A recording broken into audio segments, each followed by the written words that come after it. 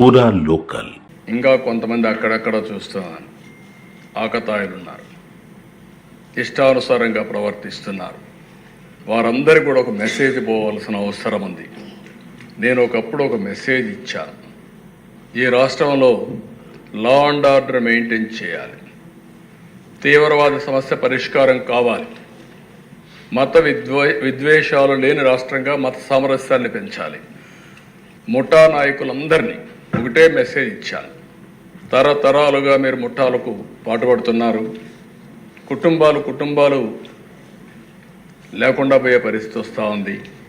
ఇంక ఈ రాష్ట్రంలో జరగడానికి వీలు లేదని ఆ రోజు కూడా చాలా స్పష్టంగా కంట్రోల్ చేశాం. రౌడీలకు ఒక మెసేజ్ ఇచ్చాం.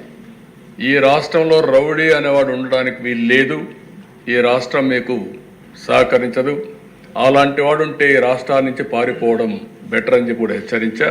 ఇప్పుడు కూడా చెప్తున్నా, ఎవరైనా సరే రౌడీజం చేసి మళ్ళా తప్పించుకుంటామంటే అలాంటి వాళ్ళని ఎట్టి పరిస్థితుల్లో వదిలిపెట్టమని అసెంబ్లీ సాక్షిగా హెచ్చరిస్తున్నానని కూడా